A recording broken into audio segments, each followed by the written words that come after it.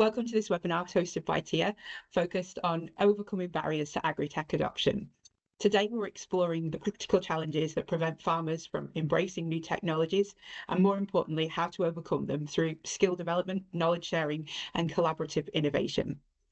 Our session will delve into the real-world barriers that farmers face, from cost and connectivity to skills gap and integration challenges, while providing practical strategies for successful technology adoption. We'll also explore some funding opportunities through the new DEFRA Adopt Fund, and we'll discover how TIAH's learning pathway can support you on every step of your agri-tech journey. As the latest research from the UK Agri-Tech Centre shows, the report reinforces what we hear time and time again, the importance of placing farmers at the heart of research and development. By listening closely to innovative involving farmers and identifying problems and co-developing solutions, we can ensure that new technologies are grounded in reality and have meaningful on-farm application. Firstly, I'd like to introduce Martin from Collison and Associates. Martin brings over 25 years of consultancy experience with expertise spanning agribusiness, government, advisory work and research collaboration. He's a fellow of the Agricultural Societies and has been instrumental in developing UK's agri-tech technology sector. Martin has worked with farmers of all sizes, helping them to navigate the transition from traditional practices to technology-enhanced operations. And his approach focuses on practical, economically viable solutions that integrate seamlessly into existing farm systems.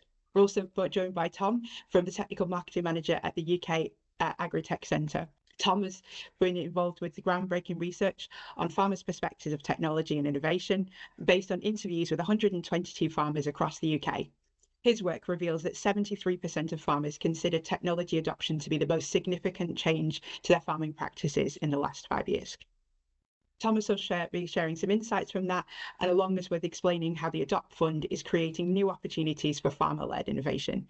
And finally, I'm your host, Jemma, and I'm the Marketing Manager here at TIAH. Thank you, Jemma.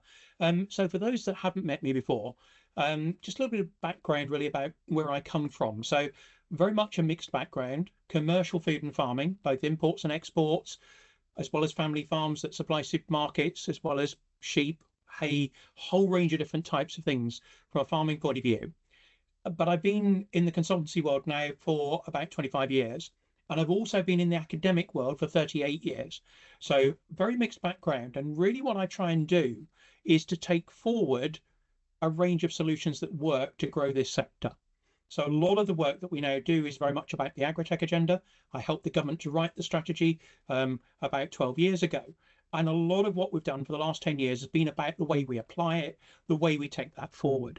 So really, I thought I'd start by just, and most of you will know this, but just to sort of explain some of the challenges that I see within the sector at the moment.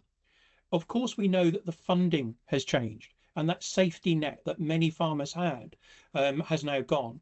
We know, of course, that there's rising costs, and that puts pressure really on profits. We know that that in many parts of the sector, the market wants us to supply more, but they don't expect to pay more for that. We know we have to address climate change, biodiversity, water challenges, all of those sorts of issues, and we have to deal with the link between food and health. So what we're being asked to do all the time is more with less. And we have to compete on a truly global basis. Now, we don't get support. We have to compete with the best in the world if we're going to grow this sector. And so my conclusion is the only way that we can do that is by using agri-tech. Unless we have agri-tech, we really cannot do that. We cannot produce more with less. We can't achieve all of those outputs. Next slide, please. But we have to make sure that what we're doing is really what works and what farmers need. I think much of the time we've come up with a range of solutions and then tried to sell them to farmers. But I think we need to turn this all around. It needs to be driven from the farmer viewpoint. We need to understand what the concerns are that farmers have. And we need to understand what tech is already out there. We don't need to create something new if it already exists. We should just go and find it and make use of it. But we also need to understand what really drives the business case. So is it purely about numbers? Is it purely about financial return? Or are there broader impacts on the farm? And are there things that we could take from other sectors? Because I think we need to get away from this idea that we have lots of tech when what most farmers want is they want stuff that actually works on farm for them. and produces a commercial return, as well as being a tech-based solution. Next slide, please. To me, one of the critical factors, and one of the things that I find with many of the farms that I talk to, is that most of the time we're not talking about a complete change within the farming system. There's a few things like that, things like vertical farms, but many of those, it's very hard to make them work, takes time to make them work, and from a commercial point of view, it is difficult to do. Most of the tech that we actually use in farming is a minor part of the farming system. It's a change to one aspect of the way the farming system works. So it's critical that at the first stage of this process, you think about the way that it integrates into the rest of the farming system. Will it require you to change other things within the way that you farm? Can you, and this is of course a digital type of concern, do the different parts of the system talk to each other? At the most basic level, of course, if like me, you found it hard to get a printer from one manufacturer to talk to a PC from another, you know what I'm talking about. On a farm, many farms will have machines from 15 or 20 different firms who supply them. So do they all talk together? Do they work together effectively? So it's really important that you put some time into thinking about the tech that you're going to use, not just as the tech itself, but the way that it links to the farming system. Next slide, please. You also, for that, need to be thinking about the skills that you need. And to me, there's two key parts to this. There's the skills to actually define what tech it is you should be using. And that is partly about just being aware of what's out there within the market, the sorts of things that you could buy. It's also about making sure that you have a business case. And that business case is not just, as I said, about the finances, it's about the financial or the non-financial factors as well. So things like work-life balance, I'll come back to that, things like safety, things like the environment. It's also about knowing where to go and buy it, and then the way that you finance it. So there's a whole piece there around sort of the management of actually deciding what it is you're going to try and invest in. But then you've got to do this integration piece. It's about the skills that you have to specify and select, install, commission, fine-tune, maintain, and then upgrade.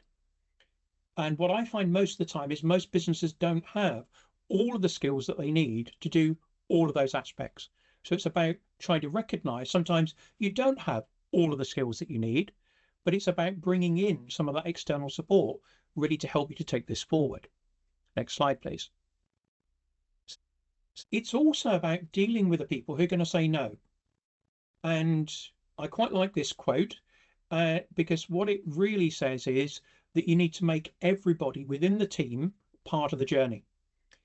If you actually try and impose new types of technology on people who don't understand what it's about, what you're trying to do, why you're trying to do it, or they have concerns that it might affect them, of course they're going to try and block it. Of course they're going to say it doesn't work. So it's about trying to train them, make them responsible for part of that journey. And if you want to buy a new bit of kit, send one of the farm staff to go to a show to look at that bit of kit and come back and ask them to actually say which bit of kit that they would buy. It buys them into the process, but it's part also of the way that you link to suppliers, advisors, and the way that you build that virtual team around the farm to make sure that you can actually deal with some of those blockages, understand what they might be, and then address it. Next slide, please. I just wanted to give a couple of examples of where I think some of this is working well. And so in Northern Ireland, what they've done is they've taken very much a systems sort of thinking approach to this. So they've combined some of the demonstration farms, but they go right back before that. So they work with the farmers to define what the research should be, what the innovation need is, what the challenges on farm are. They then do the innovation, they do the research, but they then demonstrate it. They help farmers to understand what would work on their farm. They then make sure that this ties to the supply chain. They make sure that it ties into the funding systems and the grant systems, and they make sure that those who go out onto farm to advise have the skills and the knowledge about what works. So to me, that is a pretty good system, and there are things that we could learn from that. Next slide, please. The other thing I just wanted to flag up, and this is an example, in fact, from the TIAH website, is about really moving towards using robots to milk cows. It's been around for a long time. I went to Lely on the week that they, or 25 years after they launched these types of systems. Take up in the UK is well below some of the other countries. And so if you go to Germany now, even a 50 cow herd will use a robot to milk their cows. And for them, it's labour saving, but it's actually so much more. What it really does, the critical point is it frees up time. It allows that work-life balance. It allows you to actually get young people to come into the business. Most young people do not want to get up at 4 in the morning. I grew up doing those sorts of things. Most young people that I meet don't want to do that. And I could quite see that they're right and I was wrong 40 years ago. So if we want young people to come in, we need to recognise that some of these things are important. So it isn't just about labour saving. It's about those broader impacts on the business. For the business case, you need to understand that. What we've seen with some of the German farmers that we've talked to about this is that they actually use the robots because it allows them to have an off-farm job or to run another aspect of the farm as well. And so the whole farm sort of sustainability benefits from these types of changes. Next slide, please. So one of the things that I've been talking to quite a lot of people about over the last 6 months is the need to move from what I call rats to cats. Having been involved in the strategy when it was launched back in 2013, I think what we've done for about the last 12 years is we've had an agenda that's still very much research led. So we've funded lots of research. What we need to move to is a strategy that's much more a commercially led strategy, that's much more about being led by farmers, being led by the end users, so that we actually move the whole agenda forward faster. We've begun to do that with some of the new funding that's come in, but I don't think we've yet gone far enough. Next slide, please. So what I really mean by this, the old RATS type of approach, a research-led approach, tended to be where we did the research and development, and government funded that, and business funded some of it, but it was very much about government and the scientists going away, deciding what they were going to research. It takes a few years to do that. They then did some innovation. They then did some commercialization, and then they go out into the market right at the end of the process, and they try to sell it to farmers. And to me, for the speed of change that we're seeing within the sector, the challenge with that is it's too slow. We also tend to end up trying to answer yesterday's problem, not the concern that a farmer has today. The concerns that farmers had 10 years ago are different to the ones that they have today. It changes all the time. So as a result, we don't commercialize enough of it. Return for the taxpayer is poor. Return for farmers is poor. So I think we need to change the whole way that we approach this. Next slide, please. So my CATS approach, the collaborative, the commercially led approach, is for farmers to be involved at every stage of the journey. So rather than letting the scientists and government decide what that blue sky science is about, get farmers involved in trying to come up with what the research themes should be. Trying to make sure that we understand how we drive adoption. So that whole piece all the way through the system. Then get some farmers involved within the research and development phase. So they give feedback to the scientists to understand what works on farm. Get them involved in the innovation phase and the commercialization phase. And the critical thing is effectively everybody involved at every stage of that process. So rather than there being one part of the process, it's about research, another part's about the agri-tech business, and then we finally try and sell it to farmers. We have all of those groups involved at every stage of this process. So we co-create a solution that actually works for farms, that can be embedded on farms, that can be used on farms, and it doesn't fall flat the first time you try and use it with some rain, some dirt, some dust, and all the things that happen on farm. Next slide, please. Now, to support this, we are lucky that there are some new funding packages that really try and take this much more collaborative approach. And I was very pleased in June this year that the new industrial strategy put some new funding in place to continue the farming innovation program. In my view, that has been a success. Whole range of different types of grant funds there. I won't sort of dig down into those at the moment, but there are web links on this that you can follow afterwards. a range of different scales of project, from very short, sharp, and quite small projects up to really quite chunky ones. But the basic idea behind all of them is the same, that you need to have a farmer involved, that they need to be partnership-based approach, and you need some match funding. So what that forces us to do is have real projects with real benefit and farmers involved from day one to make sure that we can take it through and actually get it commercialized and launched on farm. Next slide, please. There's also the FETF, which is very much a grant scheme for farmers to adopt some of that latest technology. The grant scheme for this year has now closed. And they're relatively small grants, relatively easy to get and to fill in the forms and things of that nature. What I would advise is you need to be thinking now about the types of things that you'd like to buy next year, because you don't want to be rushed when they launch the grant scheme next year into then really trying to think about what it is you need within the business. Come up with that wish list and then be ready to think about, and maybe even get some quotes, be ready to think about the types of bid that you would like to put in so you can take it forward fast next year when they launch this scheme again next year, as I fully expect them to do. There is no guarantee of that, but I fully expect DEFRA to do more of these types of funds because they're seen to work and work well. Next slide, please. I think you also need to be thinking about the source of finance. So there's, of course, the traditional sources of finance. You can go to the bank, you can do HP, you can do all of those sorts of things. What I'm beginning to see come through a lot within the agri-tech sector is a service-based approach to funding some of these things. So rather than paying for a tractor, you only have it on a seasonal contract. Rather than trying to scan your own sheep, of course, everybody has somebody in who both has the tech, but also the operator, the skilled operator that comes with that to do that. We're beginning to see this in terms of robots and drones and data. And of course, most of us now subscribe to online types of software that allows us to do things like farm management or accounts. Now, of course, what that has is it means that you don't have to own the tech. It also means, in my view, that somebody else supports it.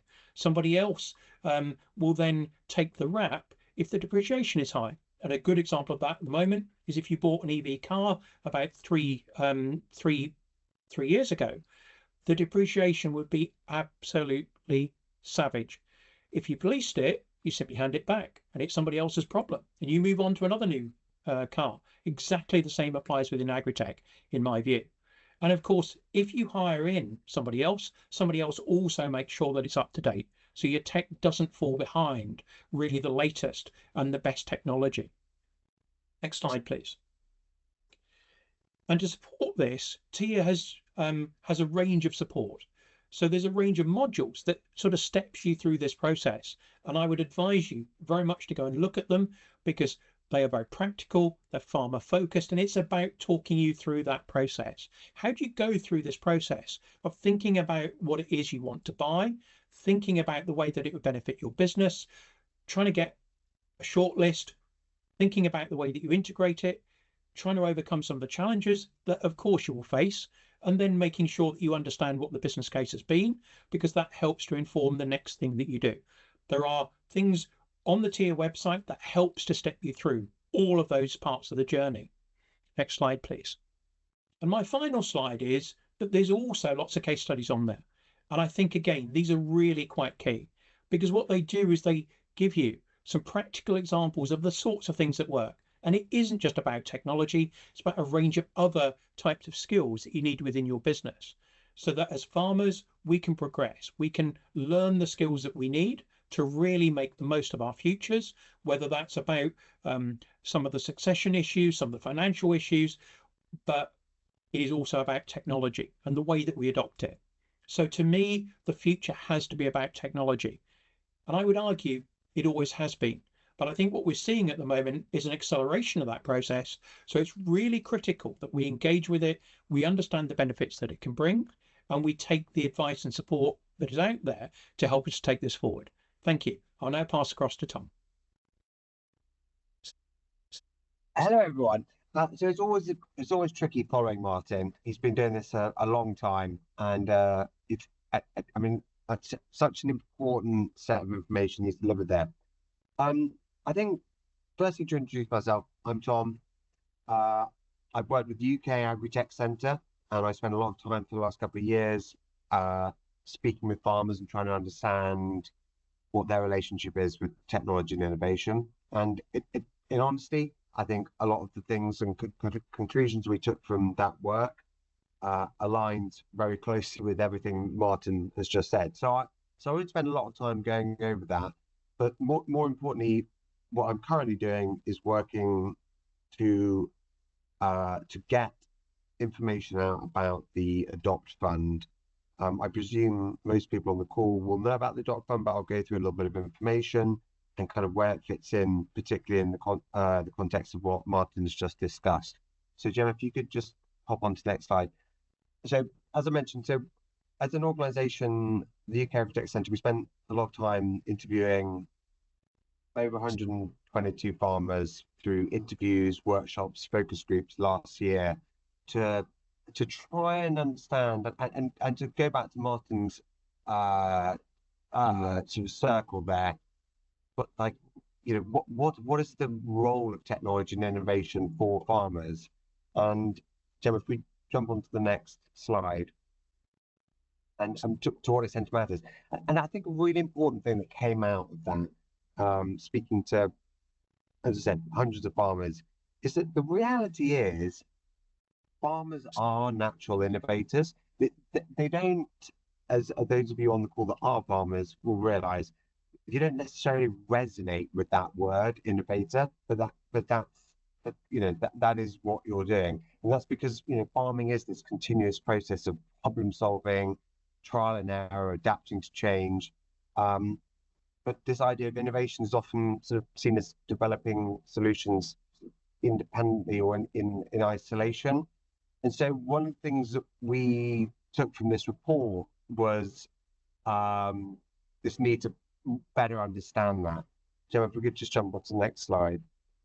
So some of the stuff that really came out of that is that whether we use the term innovation or not, it's about practicality, and what farmers require is solving real problems on farm. Martin has talked a lot there about the importance of technology, but I think he'd agree that technology is a tool, not necessarily always a solution. And what farmers are really looking for is anything that adds value, whether it improves kind of efficiency, sustainability, the health and welfare of the animals on the farm. And that's what they're looking for. And if technology is the thing that helps and aids that, that's great. But it's not for technology's sake. And that's something that came out really hugely in the research. And you would have seen it in what Martin presented, but this final point is this real need for collaboration, and this will come on to, you know, the opportunity here with Adopt.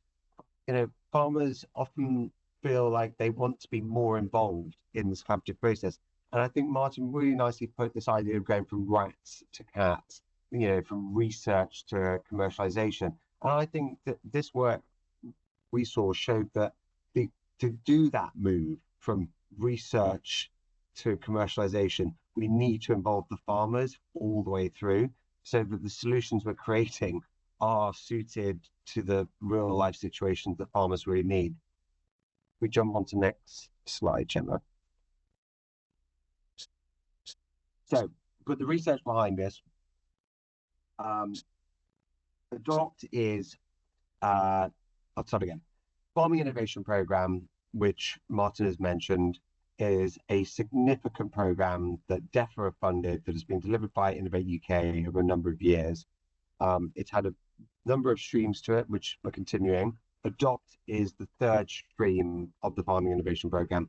The big difference to a lot of the rest of the Farming Innovation Programme, which has been, for good reason, there to try and help with technology and innovation development from an academic and technology developer perspective, is a realization, as we've just discussed in the research, that we need to get the farmers more involved from the start.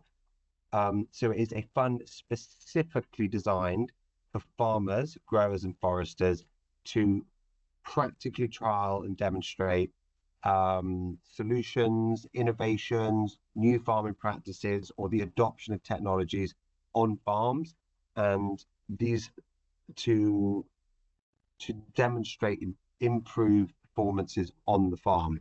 The adopt is not about necessarily developing new IP. It's about giving the farmers opportunity to test and trial new things. If we could jump to the next slide. Is that the full build? Oh, no, it is. Go back one. Thank you, Gemma. So, of adopt, and I think I will whiz through this, so as I've noticed a lot of the questions already in the chat, and I think it'll be good to leave time to actually answer specific questions. But adopt is made up of two different grant types. There is the small facilitator support grant and the full grants. The facilitator support grants are there if you are a farmer and you have a insight or have seen a challenge or an innovation, but you have never had any chance to try and do innovations, farm trials on farm.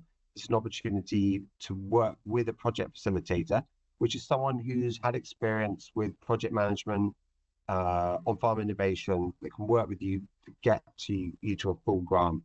The full grants are £50 to £100 grants for 1 to 2 year projects.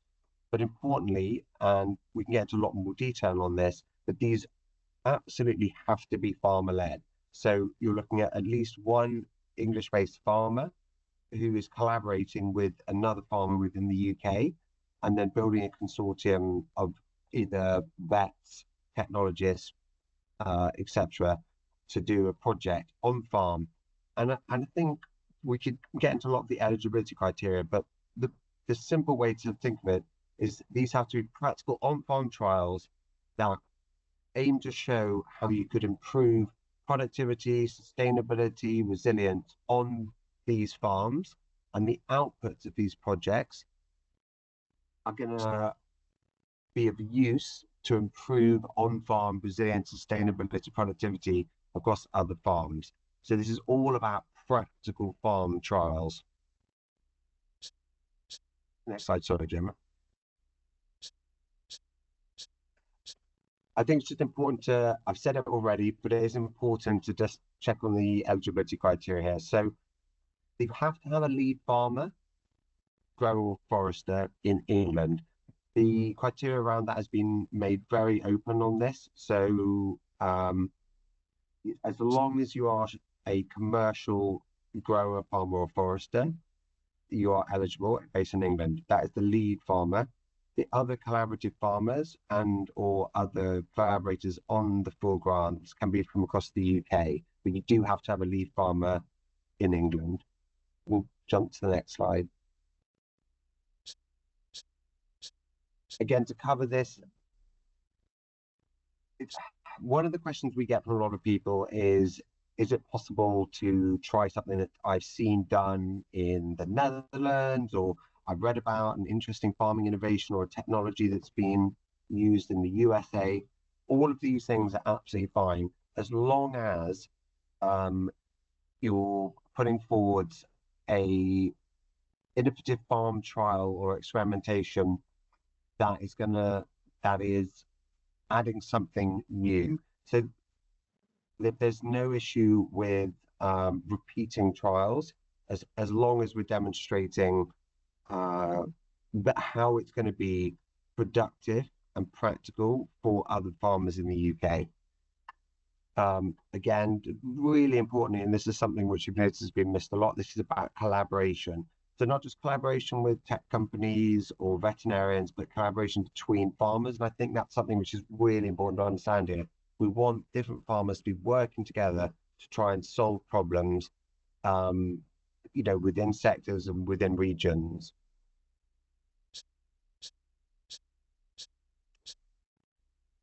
An important difference with this round, with this funding, is we don't have one or two big chunks funding opportunities.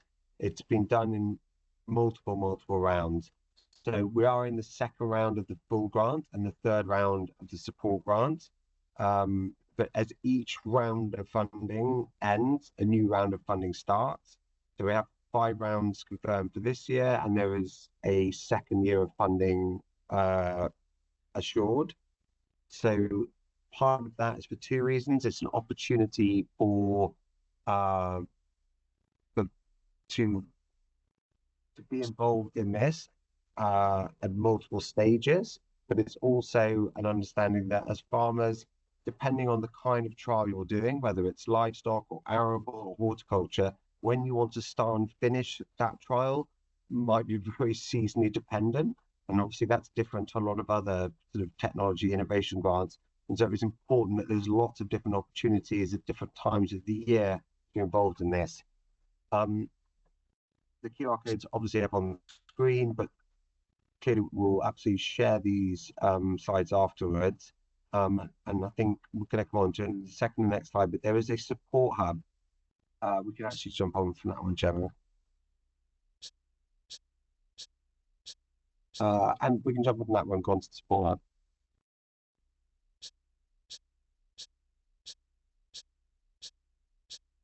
Perfect, thank you. So I think that given the time of this call, I think the most important thing to add to this is a lot of thought has gone into how to deliver this program for farmers that have been, the majority haven't had the opportunity to be involved in grant funded projects before. So we skipped over a couple of slides there about project facilitators, partly because I've seen there's a number of people on the call who I think are facilitators. So 2 big things being put into this program that are a bit unusual. One is the need for all of the projects to have a facilitator involved in them. So you need to have at least 1 farmer, a collaborative farmer, and a facilitator. A project facilitator is someone who has experience with grant funding, project management, and the idea is for them to be involved in the project and to help with all of the parts of grant funded projects that aren't naturally part of the work that farmers are doing, to allow those farmers who are trying to do something innovative focus on that. The second part is there is a fully funded support hub, and I'd really encourage any farmers or facilitators that are on this call who haven't already to get in touch with the support hub, where we'll be able to put you in touch with an expert. And the idea of that is from the absolute inception or ideation of an idea all the way through to knowledge exchange at the end. The support hub is there to try and ensure that we can do and help you to make the best of that. So if you're someone, a facilitator who knows a couple of farmers and have an idea, not quite sure where to go with this idea and to develop into a project, the support hub is there to do everything from ensuring you can build a consortium, to get the project design into a good place, all the way to application, and we can support all the way through the project itself. And I just want to stress that, because this is something which has been put in place, and we're really keen for people to take advantage of that. Again, the QR code's up on screen, but we'll definitely share all of this, and that's a link through to the support hub where you can contact to get that support. Amazing. Thank you so much, Martin and Tom. There were some really insightful insights there. We've had a couple of questions come through. So what we'll do is we'll just work through some of the questions that I have and answer some of the questions from the audience as well. But Martin, we're starting with the fundamentals. Obviously, you've got an extensive consultancy experience. What do you feel are the most common misconceptions that farmers have about agri-tech? And how do you think that they create barriers to adoption? I think there's a lot of misconceptions that people have. I think one of the challenges is always thinking that it can solve everything yesterday. Most new technology takes time. It takes time to integrate into your business, as I said, and also thinking that you can do it all yourself. One of the interesting bits of feedback that I've had is that if you buy a new tractor from one of the major global businesses, it will come with all sorts of capabilities now. If you talk to the suppliers, what they'll tell you is the average driver the average farmer across the world will only use probably 15% of what the tractor can actually do in terms of the data and the systems that it contains. And that's because we probably don't do enough, and not all farmers take up the advice or the support that is there to be trained how to use that new piece of kit. So most of those big pieces of machinery come with some training, but there's very often some other support, some other training that you can tap into. Actually doing that is what will really allow you to make it work. One of my family put a robot system into a pack house about 8 years ago now. They actually spent 6 months working with the software business that sat behind that robot to get it to really perform. Once they did that, the output that it achieved was absolutely fantastic. It made it so that it could work with more than one crop, and the return on investment improved a factor of 100% as a result. So it's about putting time in to learning how to use it as much as just going and buying a piece of kit. We've had a comment from someone in the audience. Some sectors need tech-driven kit or product that agri-tech has worked here, but some sectors need tech and data crunching to drive farm systems that have no product associated with the answer. It's difficult to commercialise or give grants for. What we're seeing maybe is that should they start with monitoring things, collecting data, see if they can learn from that before looking at expensive kit, do you think? I think the whole data question is absolutely fascinating. I think one of the issues I would almost flag up with data is there's so much data available on most farms. The challenge is not the supply of data in many cases. It's the ability to process that data and make an informed decision from it. And I think, again, there is a issue here about collaboration, that very often the biggest benefits you can get from data is actually collaborating with other farmers. One of the things that really struck me over 33 years ago now, I went to a tomato firm in the Netherlands. They're part of a co-op with 250 farmers in it. And they were already sharing a lot of the data about the financial performance and the technical performance of their crop. When you asked them why they were doing it, it was a cultural issue. Their answer was, we don't compete with each other, we compete with the rest of the world. So they'd already overcome this thought that that we don't share data, we don't talk to other people. They were sharing the data because they were all learning from it. What they had was a system that all the farmers fed into, that they then got the feed out from in terms of what that could help them to do in terms of decision making. Those are the sorts of things that I think we need to be thinking about in relation really to the data question. I think data is one of the things that will inform a lot of the future. I've been doing some work in the last few years around AI and some of the policy around that. And what we're finding, even in quite large businesses, if you can actually pull all of that data together and you can crunch it, you can typically find an efficiency saving of 10, 15, or even 20% in many of the things that you do. We are only just at the start of that. Many of those are about buying a service. It's not about buying a piece of kit. It's about buying that support to help to inform you what that data is telling you about the types of improvement that you can make within your business. That's really interesting just to hear about sort of the data and how that's so key to making efficiencies. Obviously, we talked a lot about sort of quite overwhelming technology choices there. When we think about farmers, do you think there's a practical framework that you can give somebody to assess whether a technology is right for their farm? I answer that, and then Tom might want to come in as well. I think, yeah, sure. I think to me, the critical issue is to go back to some of the points we've been making, which is to really, the first stage is to define what your problem is. What is it do you want that tech to actually do? The next thing I would advise in most cases is don't automatically assume that it is something that nobody else has used, that you need lots of research. Actually go out and talk to other farmers, see if anybody else has been using tech that actually provides that type of solution. Talk to your agronomist, talk to your vet, talk to your machinery supplier, talk to your local college or university, talk to people who are sort of living and breathing this every day. Ask them what is already in the market, and then preferably go and see it and talk to a farmer that's really used it. So if you can find a bit of kit, go and talk to somebody who's already used it. Understand from them what's worked for them, what hasn't worked, what are the good points, what are the things that you need to think about. That is really the starting point in my view. Only if you get to the point of saying, well, I've got a problem here and there isn't a solution, that's the point at which you get involved in research, innovation projects and things of that nature. And there's nothing wrong with that, but don't expect to get an answer within a week or two. It will take months, if not a few years. So the first stage is always to see if there's something out there that you can just adopt and learn from others that have already gone through that process.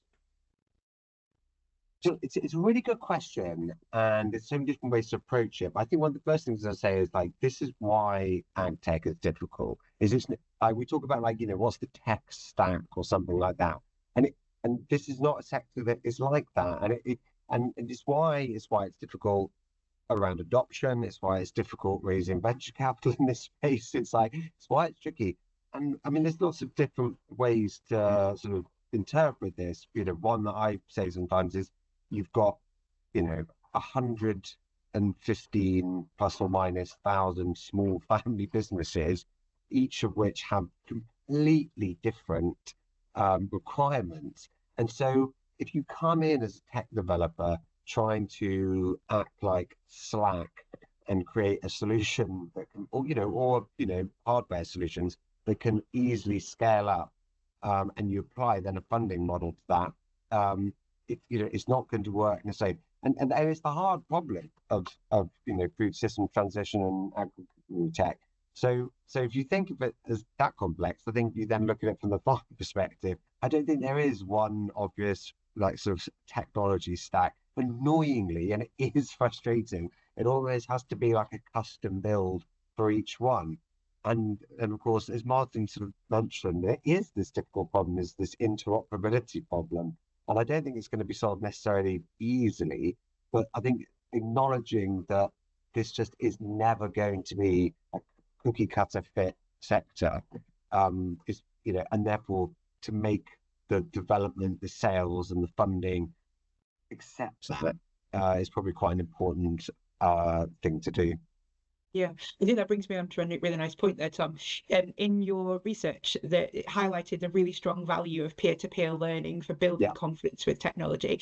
What practical steps do farmers and facilitators take to build these networks, especially when adopting unfamiliar technology?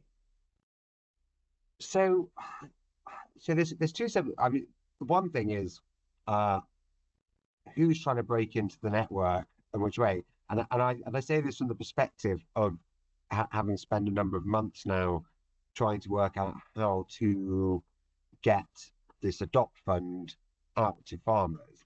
And, it seemed like a very obvious thing to go to farm networks, trusted farm networks, and talk about this opportunity and get them to spread it. Because, of course, we know that farmers, trust farmers and they trust advisors to some extent, depending on the advisors, and they trust those networks. So it's almost the other way around, isn't it? Like farmers have their trusted network, and again, those depend on the sector, where they are, who they are, their experiences, and often it's the technology companies or the innovators that are trying to work out how to get into those networks. As a general rule, I think the farmers know what they're doing. And what you hear from them is what they're often looking at is as what we all would, which is value for money or cost benefit analysis. But it's quite hard for them to make that analysis sometimes. So if I was a technology company or an innovator, I spend a lot more time trying to work out how I could demonstrate quite clearly and simply what the value for money or the cost benefit analysis is. And then just a small addition to that, something which just echoed a lot, is support and training. And this is, of course, where your organization is so relevant. I can't tell you how often this comes up. And sometimes it's because someone comes along and sells a shiny product and the dream of it. And we all have this, not just in agri-tech, in technology generally. And then there's no one there. Sometimes they just aren't there at all. But, the technologies and innovations, frankly, this is why some of the big, agri-machinery and agri-tech companies are successful, is because there's support there that someone can pick up the phone. And it is a huge, huge part of it. And part of that isn't just because it's new, it's because we're also asking these small family businesses to be a lot of different things. They've always been asked to be, a farmer, a mechanic, a DIY, etc. And we've now started to add in data scientists, etc., etc., etc. And so, of course, support and training and education of these new skills, not that I'm trying to do soft sell for you, for what you do, is absolutely vital. Yeah, absolutely. I think without what we've kind of really getting down to is that without the right training, without the right skills and understanding, even the most innovative solutions can fail to deliver on their promises. And obviously through some of the modules that TIAH have, which is them making the most of agri-technology, they can really walk through the foundational steps that farmers might need to take just to help them feel a little bit more confident. They're free to air, and then we'll be sharing those within the group. But I think fundamentally, it's essential that we see CPD and knowledge exchange for agri-tech adoption. Just kind of coming back then to Martin, beyond grants, you mentioned alternative financing models. Can you maybe help us understand what technology as a service might work for a typical farm? Yeah, so I think good examples are things like drone surveys, where somebody comes in and flies a drone, gives you the data set, and helps you to interpret that data. And those sorts of services are paid on a per acre basis, per flyover basis, those sorts of things. That is actually one of the models that I think you do need to explore, because particularly as we look at some of the more advanced types of technology, the reality is it's probably not the answer for you to buy it for yourself and try and run it yourself, because you'll never do as good a result as the person who does that every single day of the year. So actually thinking about it as a virtual team approach, thinking about who you need to bring in, and when you put your hand up and say, well, maybe I'm not the best person as a farmer to do all of these things. We already do that. Most of us, if we go back 40, 50 years ago, we used to drive everything around in a tractor and trailer. Most of us now hire in a lorry because it's much more efficient to do that than driving it round in a tractor and trailer. So we've already made those sorts of changes. We need to think of tech in exactly that way. The other point I was just going to pick up on and go back to the points Tom was just talking about is how do you get some of this to move forward? And Tom in the chat raised sort of the Australian type of experience. And to me, it's really critical that we learn from some other parts of the world. What I've seen in Australia, New Zealand, the Netherlands, Denmark, and Southern Ireland is that they have long-term groups who actually help their farmers to navigate some of these ideas. Some of those are research-led groups, some of them are some of the farm co-ops, but they are very much about saying that actually what a co-op, what a collaborative approach is about is not just about buying things or selling things, it's about knowledge as well. It's about the way that you share knowledge within that group. I think in the UK, we have one very, very good example. If you look at sugar beet as a crop and the BBRO, that is jointly funded by farmers through the NFU and through British Sugar. It has been absolutely superb at doing applied research for the farmers and communicating that out to farmers. The result of that is that sugar beet is the one crop where output and productivity has gone up substantially in the last 35 years. There's lots that we can learn from that. We also see the same where we have supply chain firms that do some of that work. So if you look at the way that quite a lot of the dairy sector, pig, poultry, and the horticulture sector now works, many businesses are part of firm long-term supply chains. They really help the members of those supply chains to apply some of those ideas. We need to do that across the sector, because if we can do that, that's the way we really drive things forward. I'm supposed to think we're talking about funding, so we can't be remiss, obviously, to talk about the ADOPT funding. Tom, you talked to us a little bit through about how the ADOPT funding works and what we can apply for. Obviously, farmers in your research said that the system that I need doesn't exist. How can the ADOPT fund help bridge that gap, or what's available to what farmers actually need? Well, I think, I mean, literally, I think that ADOPT is a small step. And interestingly, I think it might have been Tom, apologies if I've got it wrong, or Adam that mentioned it.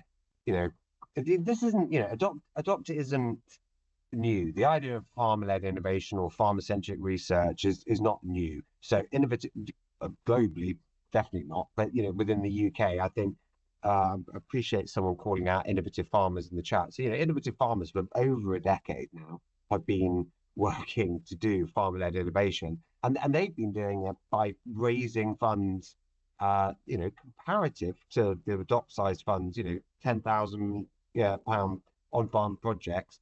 And there's been similar examples of this kind of work that's happened in the devolved nations as well, and it's lots of independent. I mean, one of the things you realize is that there are dozens and dozens of small farmer facilitator groups and farmer groups across this country that have been doing this work quietly in the background. So, all ADOPT is DEFRA putting aside a not insignificant pot of money, realizing that this kind of research is so vital to pushing forward, technology adoption, practice adoption, sustainability, and the fact that people are already doing this, but they've often been doing it either completely on their own back and off their own wallet, or with sort of essentially charitable funding. So I think one of the reasons I'm so encouraging people to get involved is that this opportunity to do these kind of innovations that are so natural to lots of people in this sector, but funded as appropriately for time and resources as they should be. I hope that sort of slightly answers your question. Thank you. I think Rebecca had a question about tier membership, and we were talking a little bit about how farmers maybe can bundle related projects together as one ADOPT proposal. Obviously, tier is an eligible cost for that, for skills development alongside their technology. Is that something that we're able to do, or how does that work? I saw that question pop up, and I started to sweat a little bit because I don't have 100% answer on it. I would say it makes sense that it would be an eligible cost. My recommendation would be to contact the support hub with the specifics of the project, because it's, as all these things, very context dependent on the project and where that would be included in the project. So, but I think, if I want to sort of avoid the question very politically, that's a really good example of, if you've got an idea and you think that tier or a project facilitator or a vet or another consultant would make sense in that project, get in touch with the support hub. It is completely free, and someone can sit down and talk to you about how that might work as a project, and whether or not those people and those costs will be eligible, and how they'd be eligible within the project. Martin, did you want to say something to that? Yeah, I was just going to come in fact, on another question, one that Phil has just put in the chat, because I think it's a really interesting question, which is about collating best practice and what works. I've been very involved in this at European level. So one of the things that Europe began to do about 10 years ago, and we've been involved in 4 of them. I wrote 2 successful bids, and we were then in 2 more of them, was what they call a thematic network. Thematic networks are basically funded for 3 years. They do no new research at all.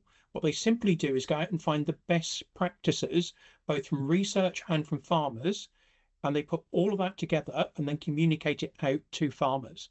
And we've been involved in some of those on everything from things like the dairy sector and antibiotics to short food chains. There've been ones on water, etc. So they're all on a theme.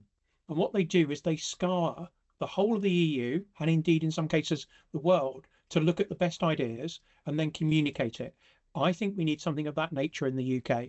one of the frustrations I have is that most of the themes that we talk about, we have over the last 20, 30 years, we've done 50 or 60 projects, all of which have looked at aspects of water management.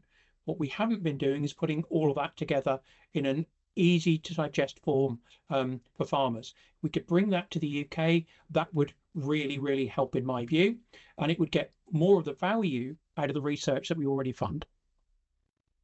Thank you. I'm just conscious of time. We've got 5 minutes left, but Martin and Tom, I've got a question from Frank Cannon. As we introduce connected technology, i.e. connected devices and programs, we also introduce vulnerabilities that cyber criminals might exploit to manipulate data and operational technology used to deliver the service or outcome. Do either of you believe that the adoption of technology also requires a cultural change to safeguard the data, processes and technologies?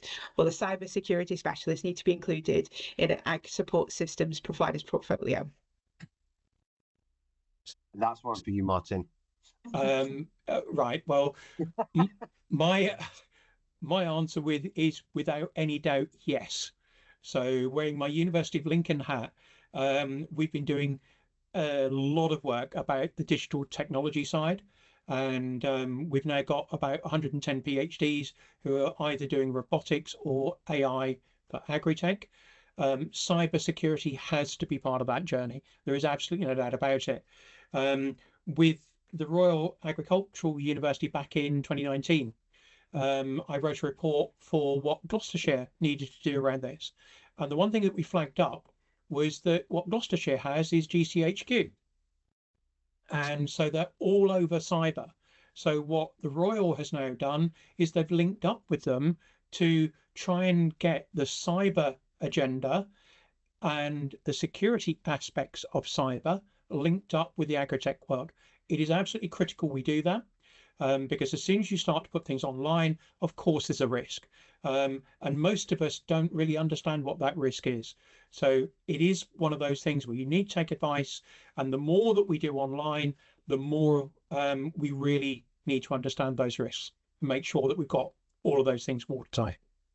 Martin, you set my imagination running wild there about MI6 cows and joining the field force.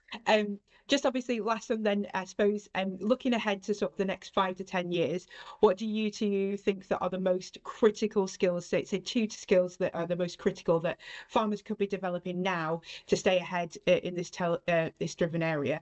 And how can platforms like TIAH help build those capabilities? I give 1 or 2 thoughts, and then again, Tom maybe will have some thoughts on this.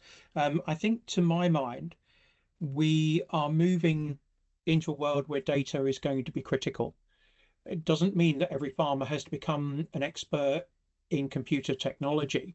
What it does mean is you need to have some awareness of how to use it. And that is a critical point. But I think there's a more fundamental point. It's the skill to collaborate. It's the skill to work with other people, because the future isn't going to belong, in my view, to the person who stays on their own farm and tries to do everything themselves. The future belongs to those who are prepared to work with other people. And that takes people skills as much as technical skills and management skills. It's a combination of all of those that is really going to be critical. I'm really enthused by the fact that there are a lot more farms who do work together now. I think there is, to some extent, there is a generational change issue. What I tend to find is farmers under the age of 45 are much more prepared to collaborate than those that are older, like me, and who are going grey. But we all need to learn to do it, because that is the key skill we're going to need, because the future isn't about what we can do on our own. It's about who we can work with and the way that we can collaborate to drive change. Thank you. I mean, we have less than a minute left, because I cannot tell you how much I agree with Martin on this point. The collaboration, and it doesn't just have to be in technology. I think we are seeing a shift. You know, we don't have as much of a culture of cooperatives, maybe outside of dairy, in this country. We have so many innovative ideas. People often complain about not wanting to be trapped and tied into the conventional supermarket system, but, you know, collaboration in different ways, whether it's buyer groups, technology, you know, or cooperatives, is probably the most likely way that we're going to uh, uh, create a more decentralized and probably more food secure system in this country. Thank you. Thank you so much. And just finally from me, obviously, if you haven't joined as a TIA member, you can get access to those 6 modules that we talked about earlier about making the most of technology, but also there's a wealth of information and knowledge that are stored in our award-winning learning hub. You can go on and become a member of TIA today, and we'll make sure that you get that after the event as well. Thank you so much, Martin, Tom. It's been such an interesting discussion, and you've given me so much to think about, and I'm sure that the rest of the audience think so too. Thank you from all of us, and see you again. Bye bye.